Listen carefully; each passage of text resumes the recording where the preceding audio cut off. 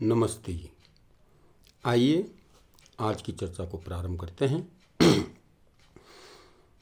ऋग्वेद के प्रथम मंडल के प्रथम सूक्त का चतुर्थ मंत्र।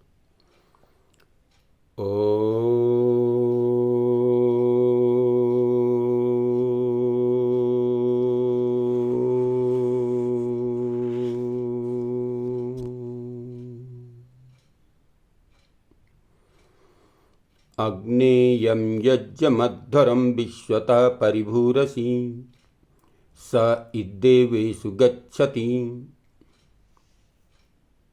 अग्नि, हे परमेश्वर, यम अध्वरम यज्ञम, आप जिस हिंसा रहित यज्ञ के विश्वतः सर्वत्र व्याप्त होकर परिभू सब प्रकार से पालन करने वाले असि हैं, स इत वही यज्ञ देवेषु विद्वानों के बीच में गच्छति फैल जाता है।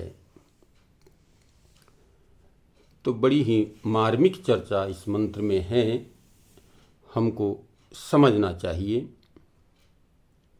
कहा, धर्म रक्षक परमात्मा जिस हिंसादि अहिंसादि, जिस हिंसादि दोष रहित, हिंसा से दोष रहित जो है, स्वाध्याय और अन्न वस्त्र पुस्तक विद्यादान आदि यज्ञ की रक्षा करते हैं, वह परमात्मा हिंसा रहित यज्ञ के विश्वतः सर्वत्र व्याप्त होकर, सब जगह व्याप्त होकर इसकी रक्षा करते हैं। वही यज्ञ संसार में फैलकर सबको सुखी करता है।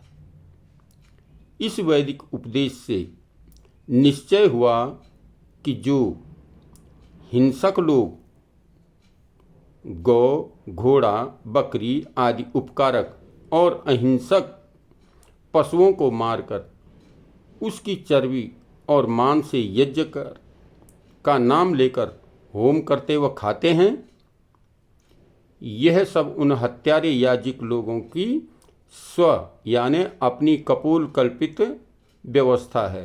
वेदों में इसका कहीं भी कुछ संबंध नहीं है। वेद तो कह रहा है कि परमपिता परमात्मा दोष रहित, अहिंसक, दोष हिंसादि से दोष रहित जो है, स्वाध्याय, तप, ज्ञान, अन्न, औषधि, फल आदि विद्यादान आदि जो देते हैं, इनकी रक्षा करते हैं।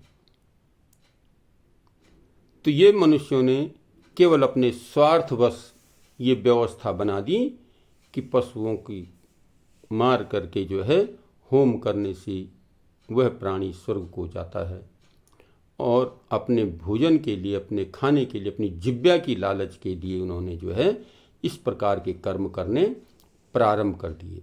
वेदों में इसका निषेध है, कहीं भी इस प्रकार का व्यवस्था नहीं है, बल्कि ये हमारे जीवन के रक्षक हैं, साथी हैं। इनकी तो रक्षा करना हमारा जो है कर्तव्य है।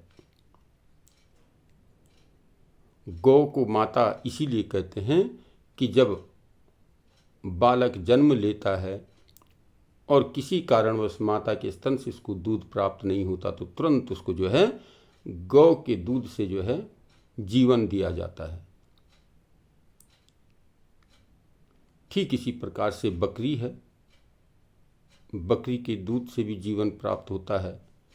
बताते हैं, शास्त्र कहते हैं कि बकरी के दूध पीने वाले को क्षय रोग नहीं होगा। जो क्षय रोग का मरीज है, उसको भी यदि बकरी का दूध पिलाया जाए तो उसका दूध जो है, उसका रोग जो है वो नष्ट हो जाता है। तो इस प्रकार के जो हमारे को प्राण देने वाले जीव हैं, प्राण देने वाले हमारे जीवन दाता हैं, इनकी रक्षा करना मनुष्य का कर्तव्य होता है। तो इसलिए वेदों में इसका कहीं भी विधान नहीं है, वेदों में हर जगह निषेध है। हम मनुष्य, पहले भी कई बार बता चुके हैं कि मनुष्य उसको कहते हैं जो मननशील हो, विचार पूर्वक काम करने वाला हो, और यदि विचार पूर्वक कार्य नहीं करता तो वो मनुष्य कहलाने के लायक नहीं है। तो इसलिए विचारशील होकर के जब हम इस प्रकार की व्यवस्था को बनाते हैं और तदनुकूल उसके अनुसार आचरण करते हैं तो हमारा जीवन श्रेष्ठ बनता है, सफल बनता है। तो वेद मंत्र स्पष्ट कह रहा है कि वह परमात्मा अन्न, औषधियाँ, विद्या, वेद आदि का रक्षक है, इनकी रक्षा करने वाला है और इन्हीं के दान से हमारे जीवन को सफल और श्रेष्ठ करने वाला है। तो हमें इन वेद की बातों को ध्यान में करते हुए, वेदों का चिंतन करते हुए, वेदों का स्मरण करते हुए अपने जीवन को श्रेष्ठ और सफल बनाने का प्रयत्न करना चाहिए। क्योंकि मानव जीवन की सार्थकता इसी में है कि सुकर्म करता हुआ, नेक कर्म करता हुआ, अच्छे कर्म करते हुए अपने जीवन को आगे बढ़ाए। तो यही मनुष्यपने का कर्तव्य है, तभी मनुष्य मनुष्य कहलाने के लायक है, अन्यथा वो जो है पशुओं का भी बड़ा भाई है। शास्त्रकारों ने, नीतिकारों ने कहा भी है, आहार निंद्रा भय मैथुनंच सामान्य में तत्पशुभिर्नराण धर्मो हि तेषाम् अधिको विशेष धर्मीण पशुभिः समान। जो व्यक्ति ज्ञान का, धर्म का संचय नहीं करता, धर्म के अनुसार अपने जीवन को नहीं चलाता, वो तो मनुष्य शरीर प्राप्त करते हुए पशुओं के समान है, मृग की तुल्य के समान है। मृग जो है कस्तूरी उसकी नाभि में रहती है, लेकिन उसको ढूंढने के लिए वो दर दर भटकता रहता है। उसकी सुगंधी जब उसको प्राप्त होती है तो उस सुगंधी को प्राप्त करने के लिए वो दर बदर भटकता है। तो इस प्रकार से मनुष्य जो है वह परमात्मा हमारे हृदय के अंदर ही विद्यमान है, वो हमें प्रेरित कर रहा है, उद्दित कर रहा है। हम उसको समझने का प्रयत्न करें और उस परमपिता परमात्मा को भी इस अंतरात्मा के अंदर ही ढूंढने का प्रयत्न करें, तो जीवन सफल और सार्थक हो जाएगा।